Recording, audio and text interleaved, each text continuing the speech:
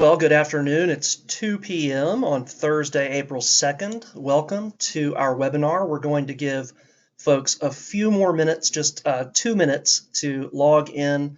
We have a large audience and we want to give everybody the opportunity to log in so they don't miss anything. Thank you for your patience.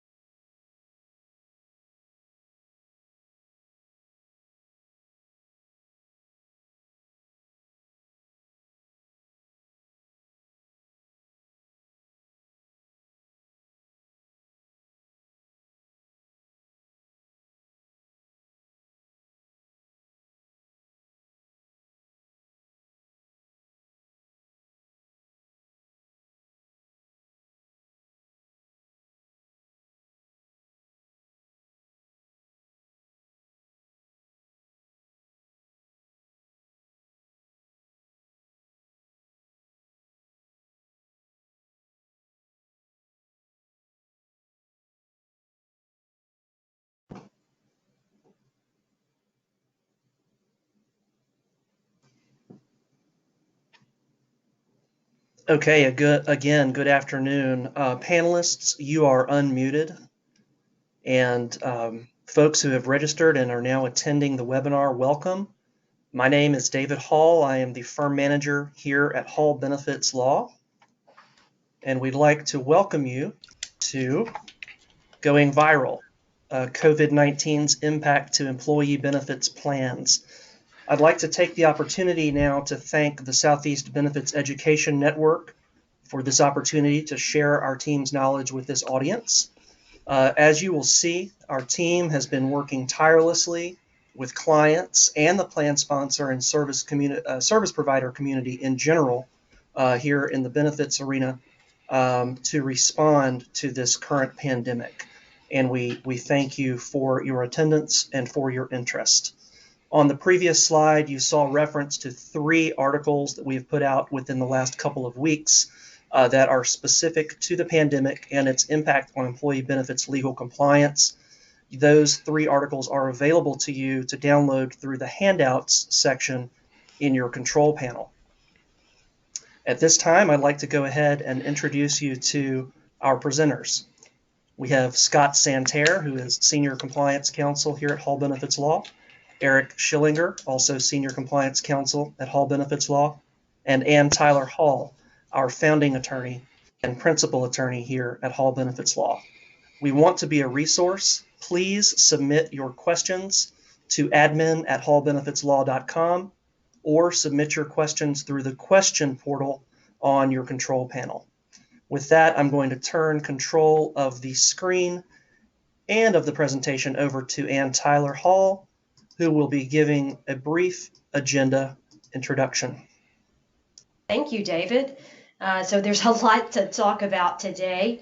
With respect to retirement plans, we're going to be talking about questions specifically that we've been getting about safe harbor plan contributions, employer contribution plan freeze, discretionary and fixed contribution changes as companies weather this pandemic, and then specifically distributions and some of the changes under the CARES Act, the recently enacted CARES Act, to loans and hardship withdrawals.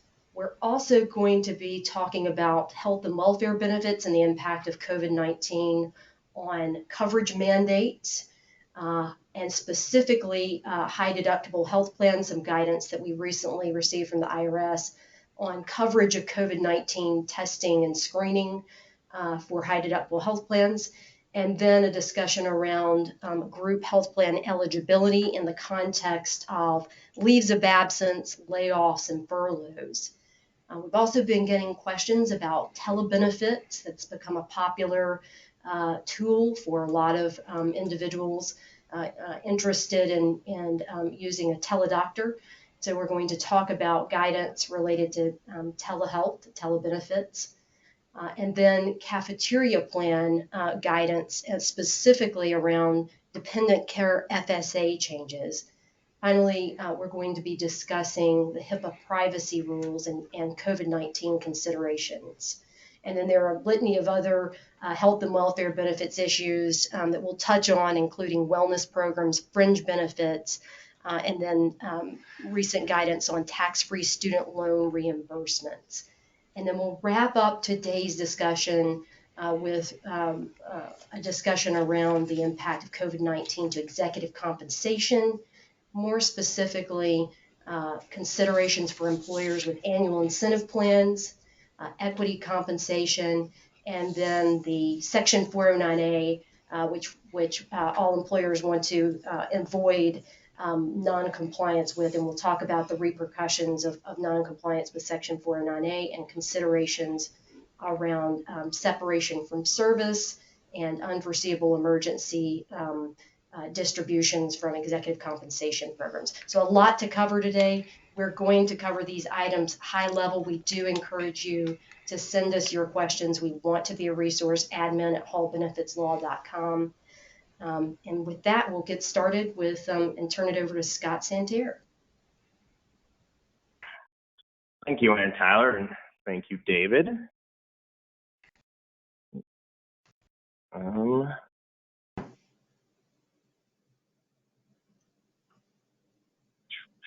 Do I not have control? There we go. So we're going to start off the presentation discussing COVID-19 and its impact on the retirement plans. And as I'm sure many of you are aware, COVID-19 had a pretty drastic impact on the economy. And not only has it impacted the stock market, it's also impacted a lot of companies who have been forced to shut down due to shelter-in-place orders. And as a result, their revenue is not what it normally is, and they've had to lay off individuals, put individuals on unpaid leave of absences, or in the cases where they can retain their employees, have had to do pay cuts or reduction in hours. And as a result, as an impact on the employees either outright lost their source of income or have had a pretty significant reduction in income. And so as a way to both for the employer and for the employee to supplement revenue or supplement income, they've kind of turned to their retirement plan to look at ways they can either reduce contributions if they are an employer to help sustain revenue, or access their retirement plan accounts as a way to supplement their income.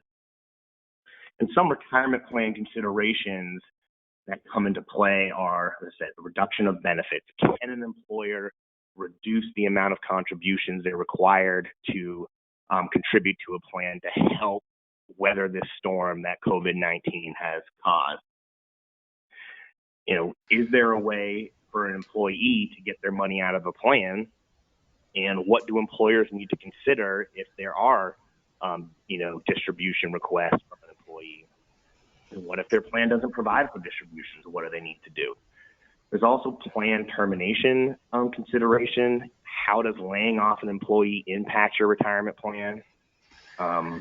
Fiduciary concerns. What does an employer need to consider when administering their retirement plan during this period? Is there more considerations they need to think of? Are there additional things that they need to do, or can they just simply do what they've been doing and everything be okay?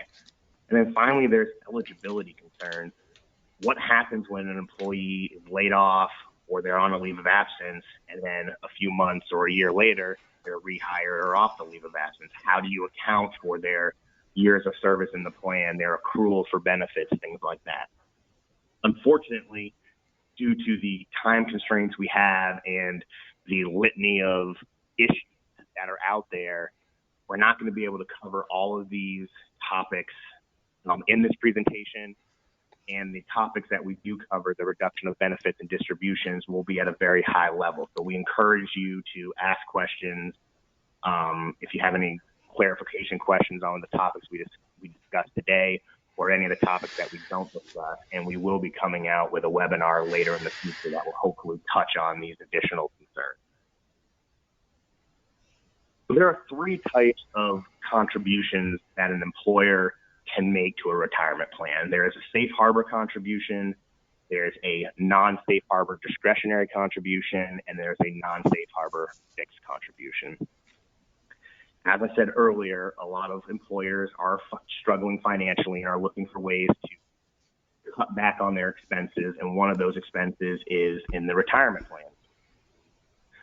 If you have a safe harbor plan, that is a type of plan that if you make a match or non-elective contribution of a specific amount, you are exempt from annual testing requirements. The plan generally needs to be in place for a full year, except for if it's a plan termination or it's a brand new 401k plan, and you're not typically allowed to amend the plan for amendment mid-year for amendments that are going to negatively impact the safe harbor contribution. So if that's the case, how do you or can you reduce or suspend the safe harbor contribution that you owe to your participant? If an employer is looking to suspend or reduce their contributions mid-year, they can do so under one of two instances. One, if they're operating under an economic loss. Two, if the annual notice that they're required to provide their participants at the beginning of the year states that they reserve the right to suspend or reduce mid-year. Regardless of which path they take to reduce or suspend, they have to provide a supplemental notice to their participants. And that notice must contain that contributions are being suspended or reduced. It needs to explain the consequences of that suspension or reduction, such as the plan is now required to be subject to the annual testing requirement, and that the participant may not receive a contribution, the safe harbor contribution, for the remainder of the year. It needs to specify how participants can change their contributions if they want, and it needs to specify when the suspension or reduction will take place. The notice needs to be provided at least 30 days prior to the effective date of the suspension. So for employers who haven't yet sent out a notice, the earliest they'd be able to do it now would be May 2nd if they sent the notice out today. One thing to keep in mind is the IRS uses a reasonable threshold for how far in advance the notice needs to be provided, and generally 30 days is what is considered reasonable, but less than 30 days could be deemed reasonable. Under normal circumstances, I would not recommend providing the notice less than 30 days in advance. However, given the time that we're in, there is more of an argument that's available for employers to utilize a less than 30-day advance notice. Now, again, you probably would want to focus that on more of the dire circumstances of, hey, this needs to be done immediately or we're going under, versus we just want to do this earlier. But I just wanted to throw out there that there might be a little bit more wiggle room given current situations for the less than 30-day notice requirement. And the safe harbor contributions need to be made through the effective date of the suspension. So if an employer is going to suspend on May 2nd, then the safe harbor contributions need to be made that are for the amounts owed from January 1st to May 2nd. And regardless of when the suspension occurs, testing has to be done for the entire year, even if you've only suspended the safe harbor contributions for a portion of the year. The second type of contribution is a discretionary contribution, and these are the contributions that an employer has the option to make year to year. It applies to both matching and non-elective or profit sharing, and they can be suspended or reduced for any reason. No supplemental notice is required, but it's probably still a good idea to give some sort of notice to your participants so that they don't get some, shock that they're not getting their anticipated match or profit sharing. There's no amendment required to make this change, but you need to consider anti-cutback considerations. And basically once a participant has earned a benefit, you cannot reduce that benefit. So for plans that have a match or non-elective contribution, that doesn't have an allocation requirement, meaning you don't need to be there on the last day and or you don't need to have 1,000 hours, then you can only reduce or suspend prospectively on a go-forward basis because the individual has already earned the right to the match or the profit sharing up until that date. However, if there are allocation requirements, meaning you have to be employed on the last day or you have to have 1,000 hours in order to be eligible for the match or the profit sharing, then you could retroactively suspend or reduce back to the start of the plan. As long as no one has earned 1,000 hours and you're not doing the suspension on the last day of the plan year, you could retroactively suspend back to January 1st of 2020. Regardless of whether it's prospective or retroactive, the contribution needs to be made through the effective date of the suspension. Finally, there is what's called a fixed contribution, and these are contributions that are required to be made by the plan sponsor, and they are written into the plan document. Again, it's both match and non-elective, and you can suspend or reduce for any reason. However, a formal amendment is required, but you don't need to do any sort of advance notice requirement, but you do need to notify them of the change. And this is typical for any amendment you make to a plan. Notice needs to be provided either to the SPD, and an updated SPD needs to be provided, or an SMM needs to go out explaining the change to the participant. This can only be made on a prospective basis, and again, you must make contributions through the effective date of the suspension or reduction. So those are some considerations for the employer, ways that they can look to help alleviate some of the stress that they're feeling for the financial hardships that they're going through, on ways to kind of cut back on their expenses to bolster revenue. Now we're going to focus on some ways that the employee can kind of help supplement their income if they've lost it or it's been reduced. And typically, that's going to be done through distributions from their retirement plan. And there's a few ways that an individual can access their retirement plan. The first is called a severance distribution, and this is allowed for all retirement plans. And basically, if you terminate employment, whether voluntarily or by a layoff, or you can access your retirement, and you can take a distribution. And when you take that distribution, it becomes taxable income upon the distribution. If you take that distribution prior to age 59 and a half, you're going to also be subject to a 10% early withdrawal. So for individuals who've been laid off due to COVID-19 impacts, this is one way that they can access their retirement account to help supplement their income. The second available distribution option is what's called an in-service withdrawal. This is an optional provision, and if the plan allows for it, it has to be written in the plan document. And essentially, this is for withdrawals while you're still an active employee. And you basically can withdraw your money once you've met certain requirements, either an age requirement, met your age 59 and a half, or your normal retirement age, whatever is specified in the document, or you've reached a certain number of years of service, for example, 5 years of service. If you've met any one of those requirements and you're still an active employee, you can withdraw your money from the plan. The third type of distribution or withdrawal is what's called a hardship withdrawal. Again, this is an optional provision, and it has to be written in the plan document. And a hardship withdrawal can be taken for any immediate and financial heavy need.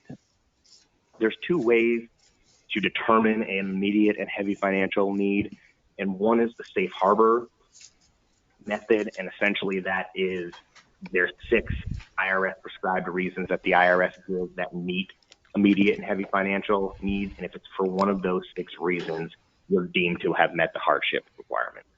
The other is the non-safe harbor, and basically it can be for any even those outside of the 6 prescribed reasons, as long as based on the facts and circumstances provided to the plan administrator, it's deemed to be an immediate and heavy financial need.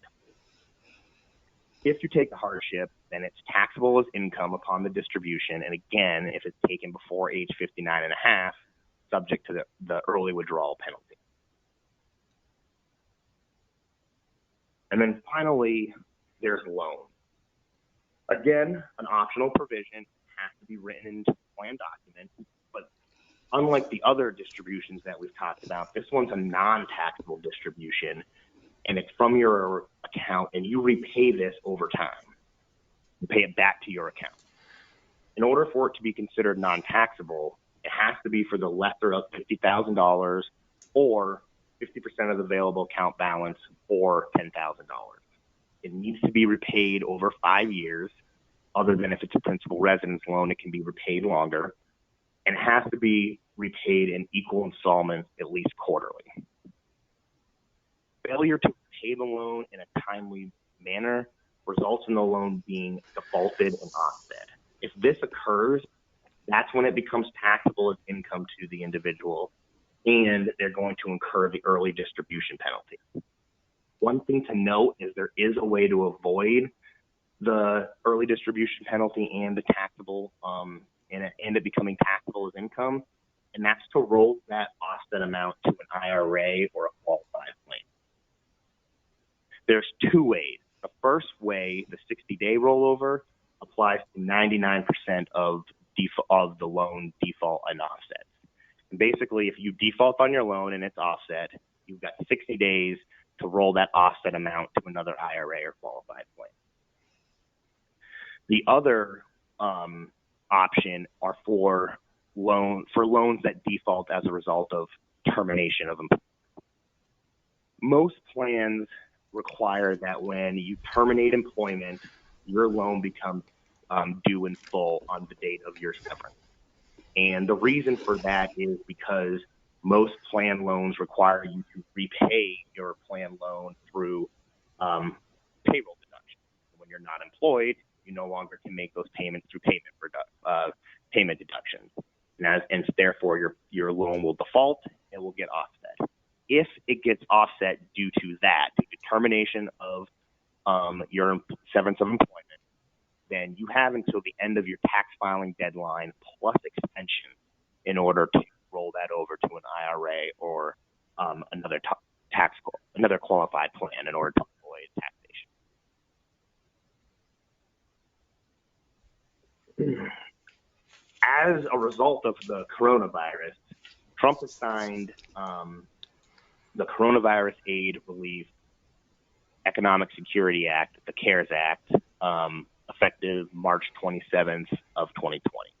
And basically, it offers some relief from the taxation and early withdrawal penalties that we just discussed on those distributions. For loans, it increases the funds available for loans.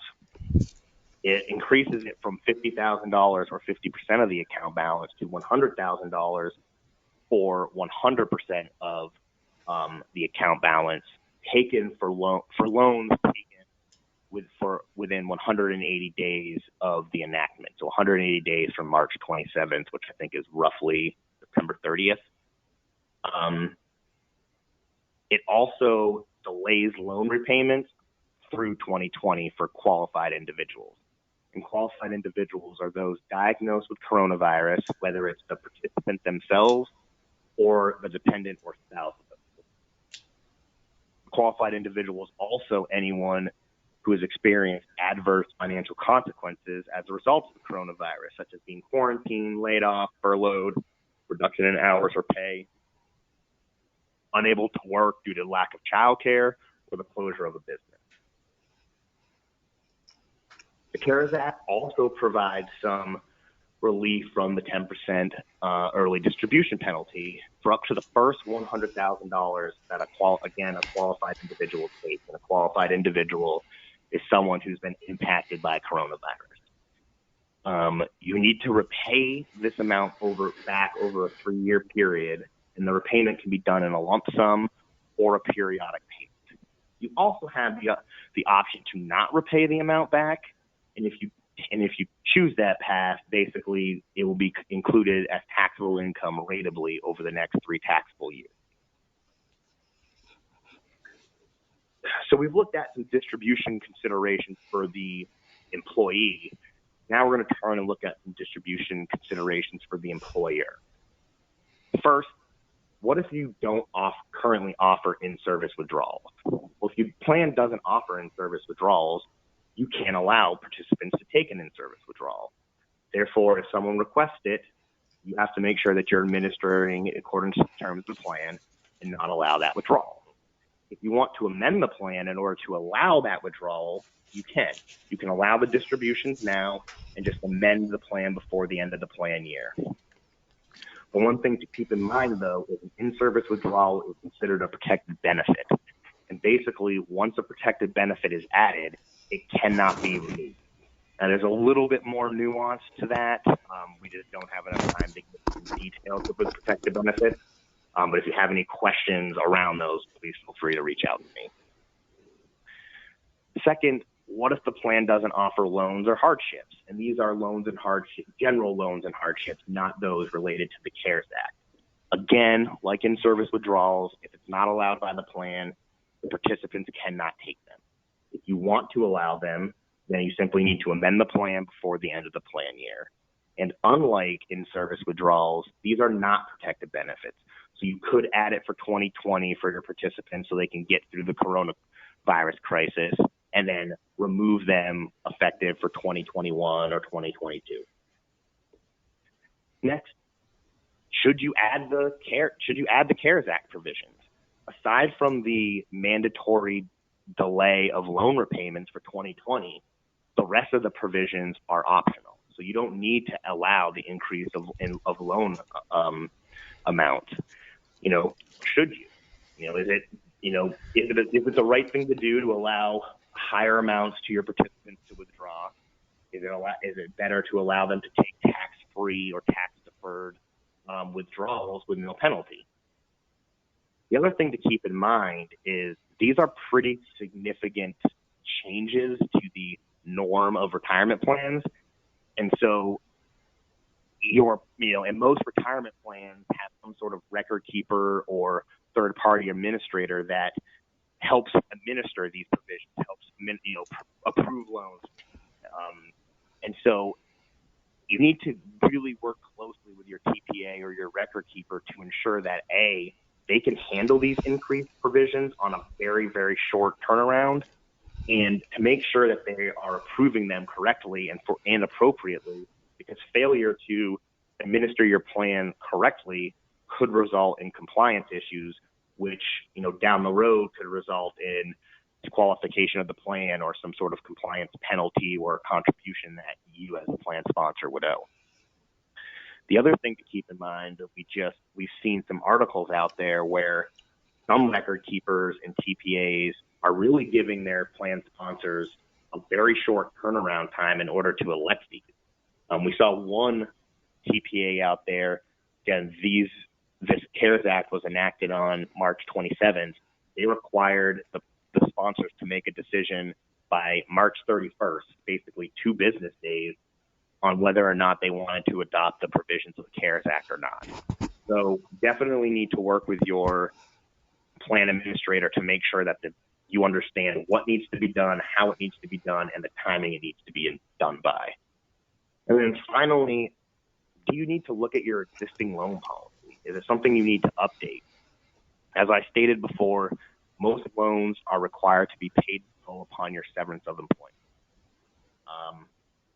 The CARES Act does suspend loan repayments for a year, but what happens after a year? What if you aren't hired by your company after a year? You're assuming the CARES Act applies to those payments. You can suspend them for a year. Once that year's up, you're going to owe most likely a pretty significant tax bill for the amount that is deemed is taxable to you. Also, there's not 100% clarity whether or not that suspension applies to loans that become due upon termination. Once you terminate employment, you're technically not repaying the loan because you can't repay that. So I'm not 100% sure whether or not CARES Act would cover that. So it might be worthwhile as an employer to consider whether or not changing your provisions is something you should do. Should you allow your terminated employers to continue repaying their loans once they've terminated? This would help, one, assuming the CARES Act covers that situation after the year of suspended deferrals, it would allow them an easier way to continue repaying the loan rather than being hit with a gigantic tax bill.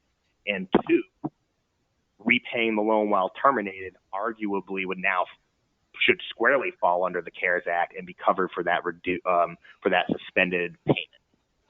Also, you need to consider the administrative capabilities of your record keeper here. Again, a lot of record keepers don't allow that and because it's administratively complicated. So again, if that's something you're looking into, definitely work with your plan administrator or TPA to make sure that's something that they can handle and that they handle it properly.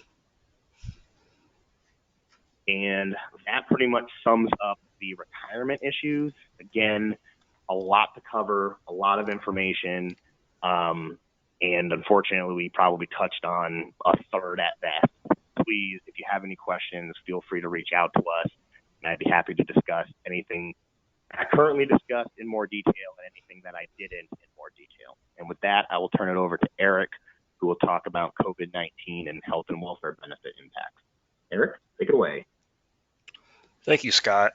So yeah, as with the retirement plan side, a lot of health and welfare plan considerations in the COVID-19 context. The topics I'm going to discuss will entail, a combination of new guidance and new legislation, the CARES Act, and another act called the Families First Coronavirus Response Act, as well as just existing rules and considerations under current designs, including eligibility considerations, how people will pay premiums on leaves, telehealth, as and Tyler mentioned, becoming increasingly popular, at least at this point, because of social distancing concerns. Cafeteria plan elections, particularly the dependent care flexible spending accounts, because changes with school closures, there's some people who may not actually be able to spend their accounts, or there may be people who now need them more. HIPAA privacy and security considerations. These are always an issue with group health plans generally, but with the context of COVID-19 and employees being diagnosed and public health concerns, they become more prevalent.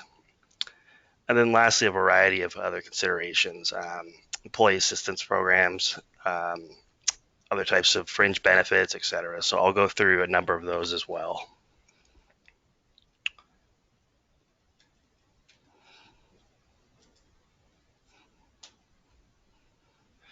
So starting with coverage mandates, just to kind of lay the background here, group health plans are subject to a federal law called ERISA, which preempts most state laws, with the exception of state insurance laws that can still apply to fully insured plans.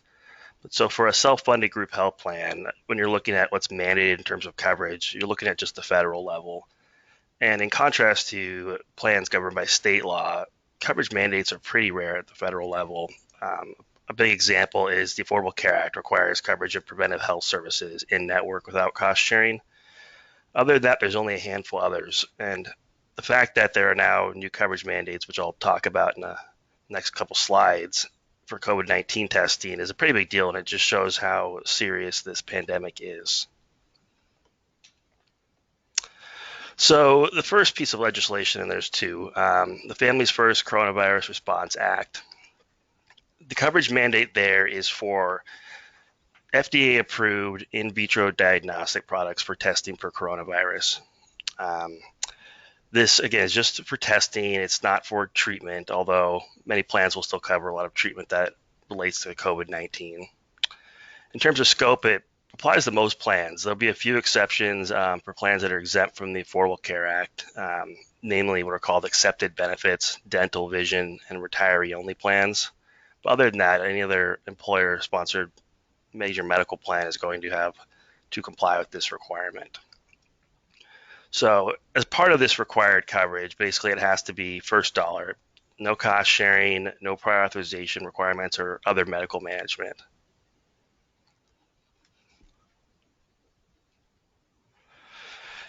The next major coverage mandate is the CARES Act. And among other things, it basically expanded the definition of the required diagnostic tests to be covered under the Families First Coronavirus Response Act. The concern there, as I understand it, was that because the original bill had just FDA approved tests and that there are new designs and tests popping up, that the scope needed to be broader. So that was the first part of it. So what basically the expansion of the definition from being just FDA approved is to also include tests for which the developer has requested or intends to request approval, tests that have been authorized by a state, and then also it's kind of a broad catch-all category, which is other tests that the Secretary of Health and Human Services determines appropriate. The other thing the CARES Act did is that it provided that plans and insurers must reimburse the testing at the same rate as previously negotiated before the emergency declaration. And if there isn't a negotiated rate, then they must reimburse at the provider's publicly listed price. And the reason for this, and it operates kind of similar to the Affordable Care Act, is that there's a concern about non-network coverage. And if someone really needs a test, you don't want them to get a surprise bill or be discouraged from seeking it because they can't get it from a network provider. The other requirement that was added by this mandate was to cover qualifying coronavirus preventive service without cost sharing. And the Affordable Care Act already has a preventive care requirement. This is basically an expansion of it. And basically what it extends to is certain services that are approved by a couple different entities and recommended as preventive care. And the difference probably between this and the general Affordable Care Act preventive care mandate is that it applies 15 days after the recommendations are made for coverage, which is basically an accelerated deadline. Normally when there's preventive care recommendations, they become effective the next year for required coverage. So this is basically speeding it up because of the seriousness of the pandemic. So kind of also in the context of mandates, just a reminder for employers is that ERISA has a SMM requirement, or summary of material modifications, which requires you to disclose to participants material changes under the plan. I would consider these changes for the additional coverage to be material for this purpose. And in terms of disclosure, there's a lot of other requirements. I just wanted to note the general timing requirement. As you can see on the screen, it's not an advance notice requirement. There are changes that can trigger advance notice. I don't know if this one would. But essentially, you have this 210-day deadline. And probably the other point worth noting is there is a safe harbor for electronic disclosures of SMMs and other ERISA documents. It's a little antiquated. The rules are quite old because basically what they say is that without their consent, the person has to have work-related computer access as a material part of their job duties. And if you do that, you can satisfy the safe harbor and you're deemed to have met the disclosure. Now, if you don't meet the safe harbor, and a lot of employers choose not to, they just send it electronically anyways, it doesn't mean you violated the rules, but you're just not protected in a safe harbor sense. Next major topic is high-deductible health plans. They're becoming increasingly common. Well over a majority of employers offer at least a high-deductible option. Just as I get into some guidance that came out for this in the coronavirus context, just wanted to lay out the requirements. So basically, to contribute to a health savings account, which is the benefit of being in a high-deductible health plan, you have to have HDHP coverage and not other disqualifying coverage. So for the HDHP coverage, it basically means there's a statutory minimum deductible, and I have the amounts here on the screen, that has to be met before, with the exception of preventive care, the plan pays for covered services. And then disqualifying coverage, it's what you would think. It's basically other health coverage that pays before the deductible. So general health flexible spending accounts, HRAs, Medicare, etc. If you have that, even with an HDHP, it disqualifies HSA eligibility. So in terms of the new legislation and guidance, first the IRS issued Notice 2020-15, which provided that an HDHP could cover first dollar, i.e. before the deductible is met, costs for the testing for and treatment of COVID-19. And again, this is, I think, a sound policy decision. The idea is you don't want to discourage people from seeking the necessary tests and treatments for financial reasons. The CARES Act basically expanded on this. First, we have Section 4401, which added the coverage of telehealth services for the deductible and preserving HSA eligibility. Now, it's a temporary provision, so this won't be a long-standing authorization of telehealth services before the deductible is met. It applies to plan years beginning on or before the end of 2020.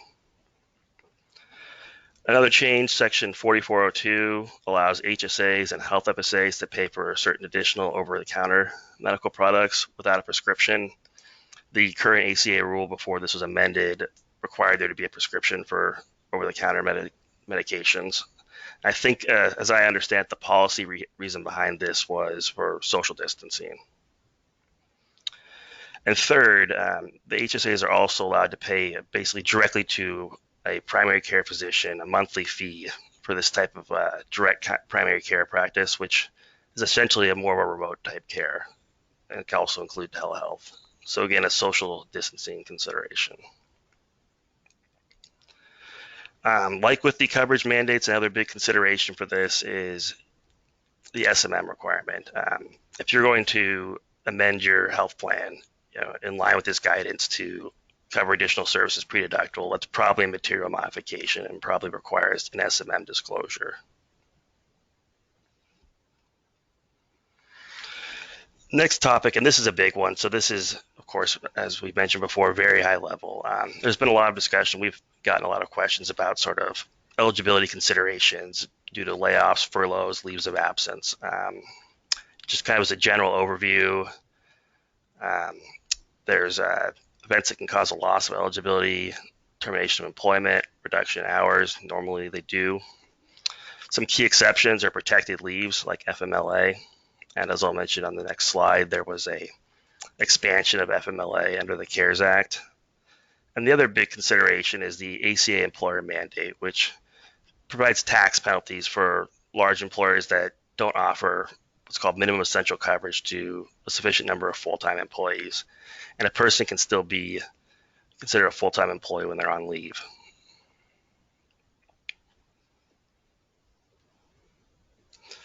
So FMLA eligibility, generally before the CARES Act, 12-week unpaid job protected leave, meaning that the person has a right to their position back when they finish the leave.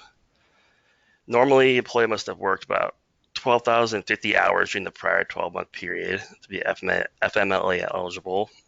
The Families First Coronavirus Response Act expanded this and also added paid sick leave requirements. I'm not going to get into a ton of detail, but essentially the expanded FMLA provided for partially paid FMLA for essentially the need to care for a child due to a school closure.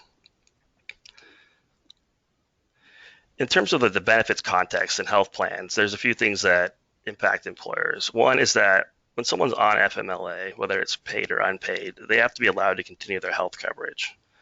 This might be where they would normally otherwise lose it because they're not working. And also importantly, at least from a cost standpoint, is that the employer has to continue to pay its share of the premium. So unlike, say, COBRA, where the employer can charge you up to 102% of the premium, the employer has to continue to pay that during FMLA. And third is the employee has to be allowed to drop coverage after or during the FMLA leave and be reinstated in that coverage when they come back. So it's important consideration. I mean, with a lot of layoffs, a lot of turnover, with a lot of leaves, there's a bunch of eligibility considerations, and it's important to be mindful of what coverage you might still be required to offer when someone's on a leave. And just a quick note about how premiums can be paid during FMLA leaves. There's three permissible methods. Prepayment method, which can't be the only option. It's essentially where out of a series or the final paycheck before the leave, the employee's premiums are deducted. Pay as you go, essentially done either a direct bill or if it's a paid leave, potentially through payroll deductions, and a catch-up method. So again, a quick note in an eligibility context on the employer mandate. The big probably overarching thing to be aware of is that a person can still be full-time for ACA purposes when they're on a leave. And it depends a little bit on what testing method the employer uses, but as a general matter, when there's a look back measurement method, which is essentially where you measure employees' hours over a period of time and then lock them in for a subsequent period of time, which is called the stability period, an employee could be full-time for that purpose. So if there's layoffs, that's different, but because they're no longer an employee. But if there's a furlough or leave, there can be ACA mandate issues when employees' coverage is taken away while they're on leave.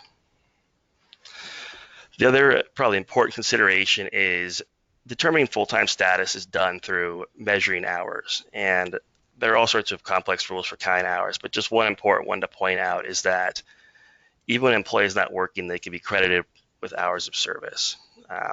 Essentially, any period which the employee is paid or entitled to be paid during which no duties are performed, e.g. a leave, due to illness, layoff, or leaves of absence.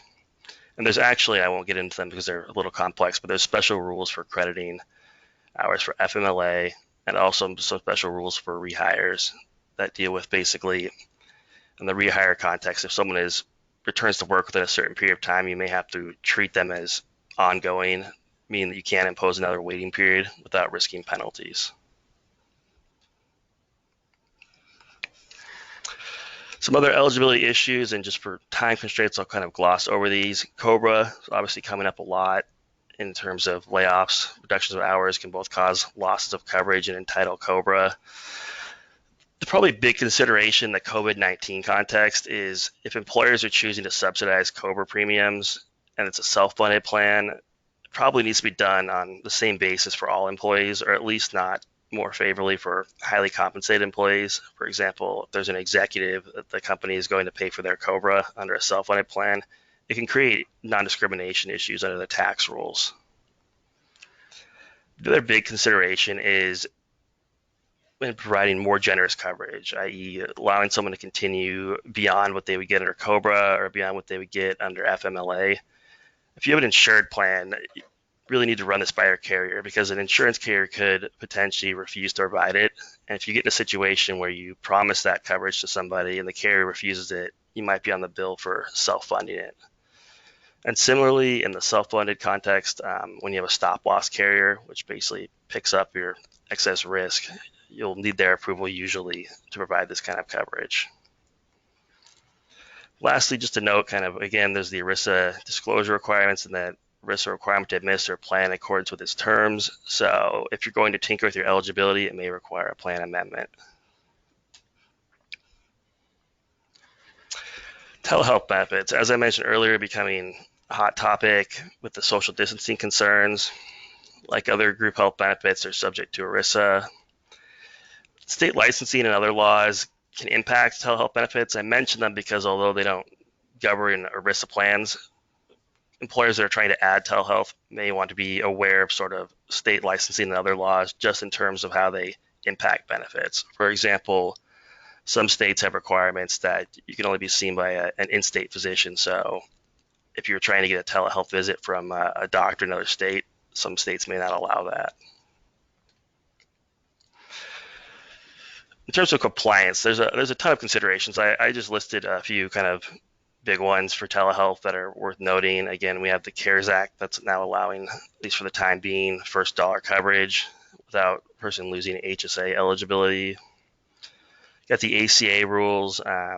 Their group health plans, with some exceptions, that they could potentially be accepted benefits, but otherwise the ACA requirements apply. So probably the most important takeaway on the ACA aspect is that a telehealth benefit probably has to be part of an existing group health plan. I don't know that an employer could necessarily, without a group health plan, just choose to add telehealth. I think it would be difficult to comply with the ACA. And the other are the mental health parity rules, which essentially prohibit a plan from providing mental health or substance use disorder benefits on less favorable terms than comparable medical or surgical benefits, and it's based on different categories.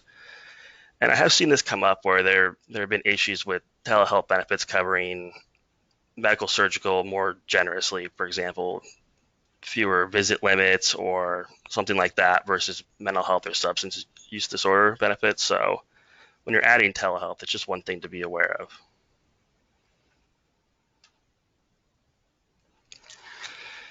HIPAA privacy and security. So again, always a consideration with the health plan. Important in the COVID-19 context because there's health information that's going through a group health plan that is different than, say, what might be disclosed to an employer, and they may not both be provided the same way. So basically, a HIPAA consideration comes up when an employer finds out through its group health plan about a COVID-19 diagnosis, and that's probably not going to come up in the insured plan context, but where an employer has a self-funded plan and there's employees that help with the administration of that, the information could come out that way. In terms of scope, so HIPAA applies to protected health information. It's defined as individually identifiable health information that is used, maintained, stored, or transmitted by a covered entity. By covered entity in this context, I mean a group health plan. So the key sort of takeaway from there is that it has to be information from a group health plan, not necessarily from employment records. Again, so if an employee tells an employer about a COVID-19 diagnosis, you're not implicating HIPAA, although you may implicate other state laws that protect that information. So also probably of importance, and what I want to note here is the permitted uses and disclosures of PHI by a group health plan, and this is not an exhaustive list, but there are a couple that are generally relevant probably in the COVID-19 context. The most common one is obviously treatment payment or healthcare operations, i.e. paying benefits. The two that are interesting is to a public health authority like the CDC for purposes of preventing or controlling disease, and to persons at risk of contracting or spreading disease if other law authorizes the disclosure. So these are two types of disclosures that might come up where a health plan might have a COVID-19 diagnosis and need to share or want to share that information. I mean, if you have a self-funded plan and you're responsible for the administration, I would say, contact counsel before you decide to make one of these disclosures because they can have very big implications, even if they're permissible. And in terms of other important considerations, HIPAA, actually one of the big reasons for it is to limit the amount of health information that can be shared to an employer. And it obviously meant in large part to protect adverse employment-related decisions. For example, if somebody is diagnosed with a disease or illness, they don't necessarily want their employer to know. They don't necessarily think their employer should know. And then secondly is HIPAA is not the sole question about the sharing of information. Even if there's not PHI involved, there could be other federal and state laws that need to be addressed and complied with. A big one in the employment context is the Americans with Disabilities Act.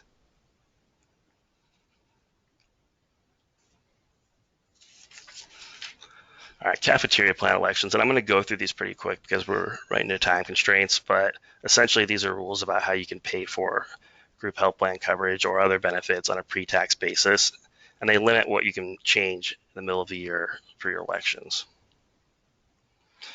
So in this context, dependent care FSAs, something that could be of use or actually of less use to somebody depending on if there are even daycare providers available in their area. But I just want to note that these rules are pretty broad in the dependent care FSA context compared to, say, other cafeteria plan elections, because there hasn't been any new guidance on this, at least not yet in terms of election changes for COVID-19. But the existing guidance for dependent care FSAs probably allows changes for events related to COVID-19, i.e. school closures.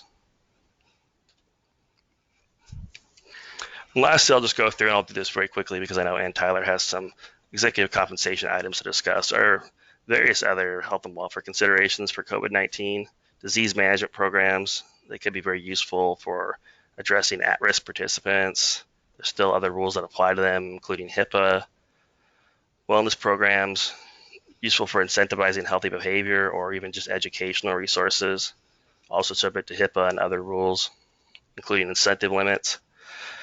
Fringe benefits, I think this is an interesting topic because one type of non-taxable fringe benefit is an employee achievement award for safety.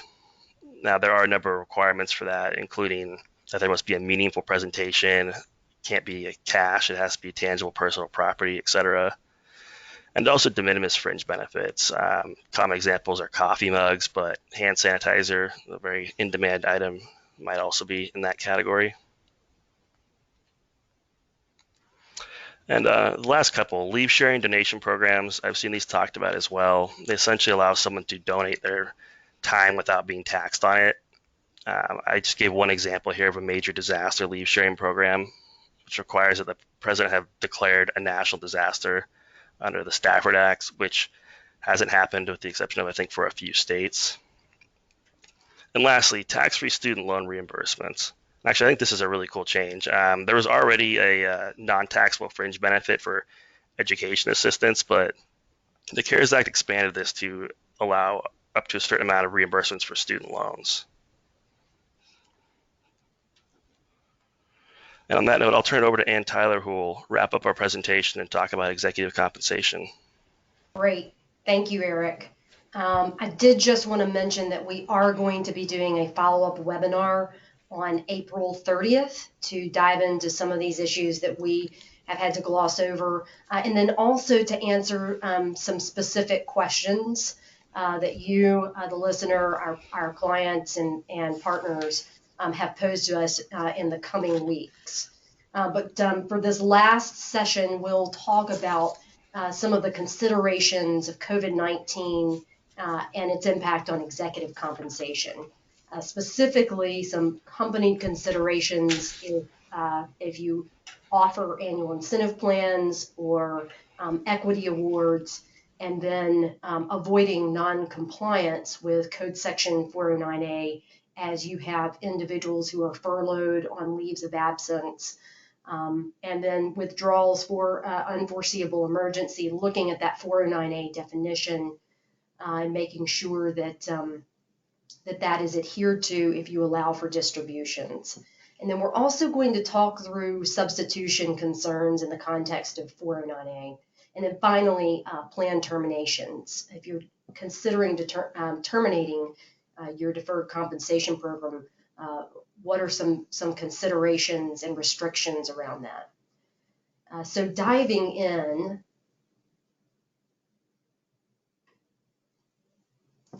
to annual incentive plans, looking at if you have an annual incentive program, is it better to wait and see how the economy does if we have a rebound?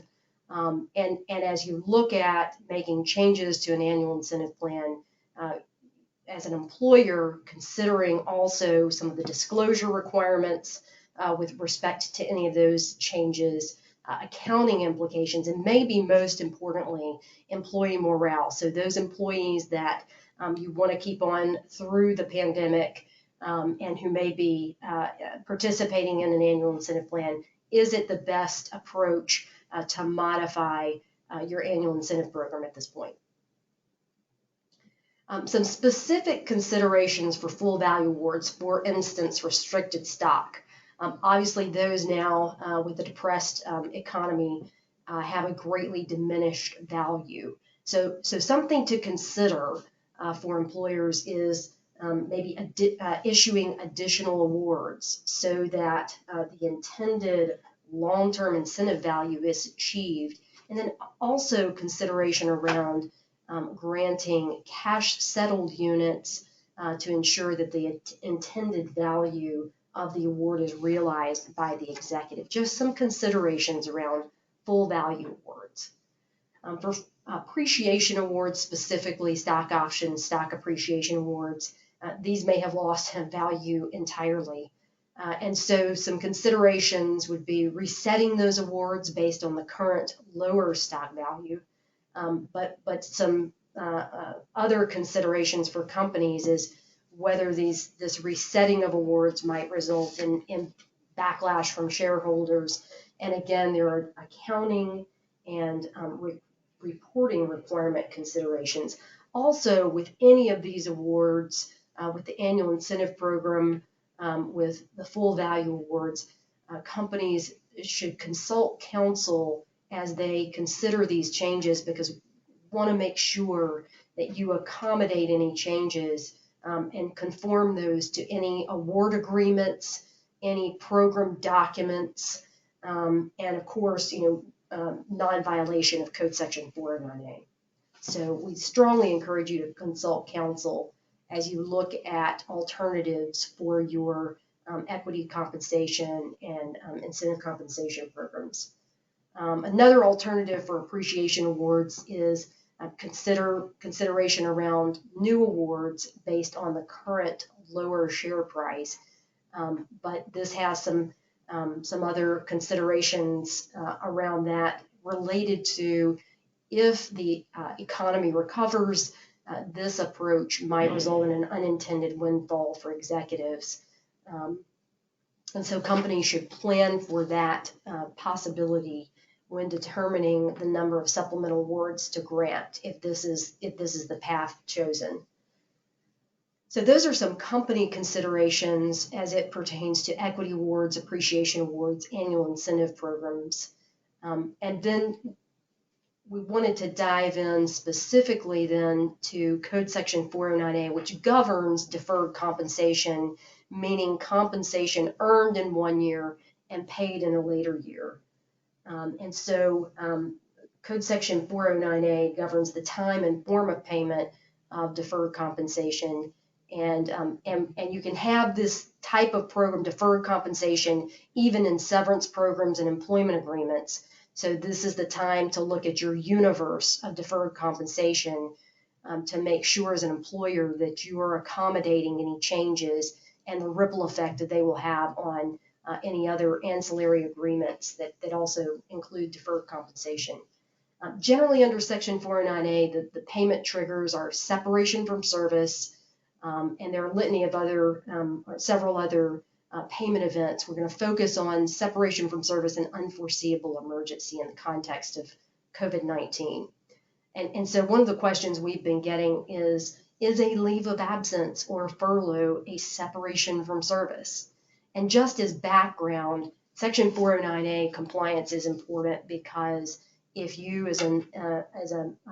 if the plan or the program falls out of or is non-compliant with Code Section 409A, the executive is then, or the employee, the participant in the program, is subject to a 20% excise tax in addition to ordinary income tax, a 20% excise tax, and interest. So someone, for instance, in the 35% tax bracket would then be, if the program was out of compliance with Code Section 409A, could potentially be subject to up to 60% of the amount in the program subject to a tax and excise tax. So this is something absolutely that companies, employers want to avoid falling out of compliance with Code Section 409A. And there are also implications for employers. So if an employer or if a program is non-compliant with 409A and the employer does not properly report that, there are also penalties to the employer for failure to properly report and withhold taxes on that income. But going back to the question around whether a leave of absence or furlough is in fact a separation from service, there's several iterations and considerations of separation from service. So employers and working with employers, we take kind of a tiered review of whether the employees covered by these deferred compensation arrangements, what is the type of leave that's being taken by these employees? Is it a true separation from service?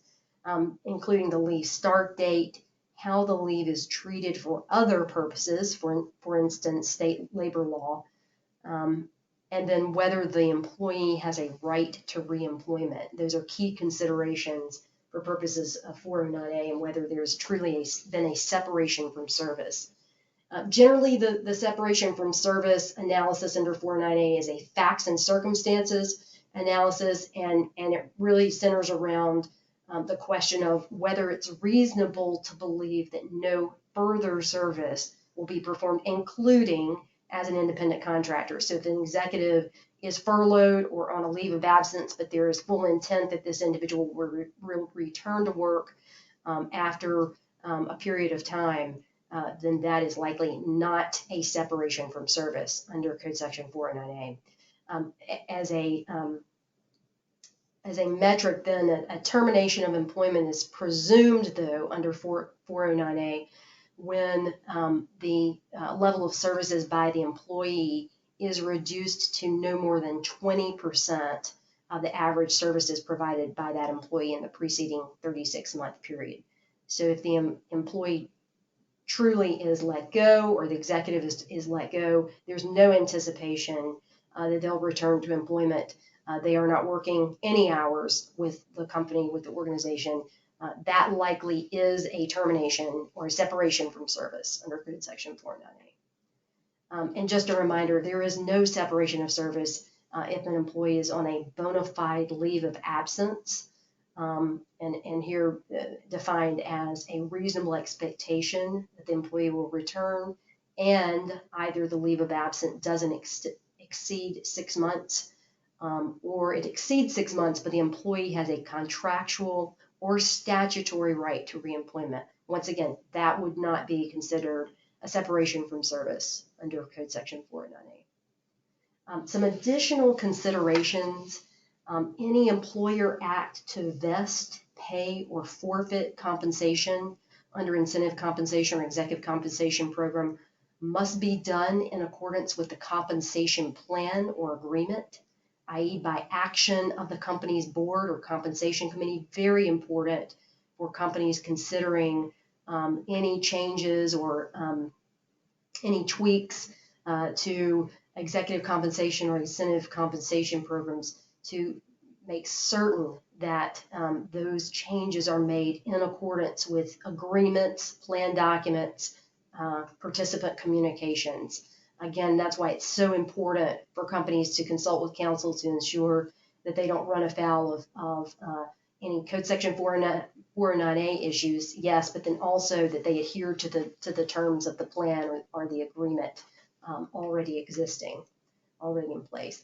If you have individuals interested in canceling their deferral elections, generally that is not allowed. Code Section 409A requires participants to make irrevocable elections by December 31st, for instance, for 2020, by December 31st of 2019. So those deferral elections are in place. But if you have questions about this, please reach out. We'd be happy to talk about some alternatives and some considerations. Also wanted to talk about the definition of unforeseeable emergency. We've had some questions around whether executives or participants in these programs could withdraw funds based upon an unforeseeable emergency. It's a little unclear at this point, and it depends upon the facts and circumstances. Generally under 409A, an unforeseeable emergency is a severe financial hardship that results from an illness or accident of the participant or the participant's spouse, beneficiary, or dependent. And this incident must be extraordinary or unforeseeable circumstances arising from an event beyond the control of the participant. So there are facts and circumstances potentially in the COVID-19 context that would fall under the definition of an unforeseeable emergency. Employer office closure by itself likely doesn't rise to the level of an unforeseeable emergency, but the demonstration of a resulting hardship. So an employer office closure that results in an executive or an individual reduction in hours or furlough or layoff may rise to the level of, may constitute an unforeseeable emergency under Code Section 409A. Again, something to talk with counsel through as you have these considerations and issues arise.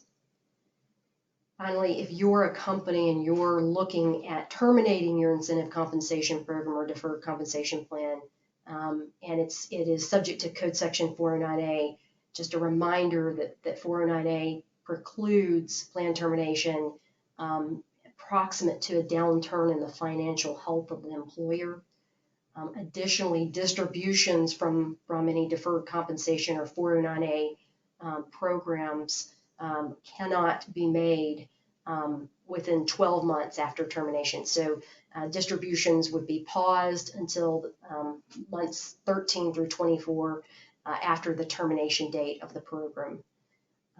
And then finally, an employer may not adopt a similar kind of non-qualified or deferred compensation program until at least 3 years after the termination date. So some serious repercussions for terminating a 409A, a program subject to 409A, just a reminder of those rules. That concludes, also going to talk about substitution issues, one more item. Something to think about as well as for a company, if you have or you're considering updating agreements that would alter the time or form of payment of any pre-existing or original agreement. Be very careful. That's our guidance. Consult counsel. But an example of this is a freeze of a long-term incentive plan and an immediate replacement with a different deferred compensation program. That would be an explicit substitution and generally prohibited under Code Section 409A. Another example would be that a company cannot alter executive employment agreements with severance payments subject to 409A with a new agreement that then alters the time or form of payment that was promised in the original agreement. So another item to be aware of for deferred compensation and being careful, mindful of substitution issues and the prohibition on that under Code Section 409A. That concludes our program today. Thank you so much for joining us today. We covered a lot of material. We hope that you will reach out to us with questions at admin@hallbenefitslaw.com. As I mentioned at the beginning of my session, we will be doing a follow-up webinar on April 30th. We hope you will join us. And we will also be sending everyone a copy of these slides. So thank you again for joining us, and please do reach out if you have any questions as it pertains to COVID-19 and the impact on benefits.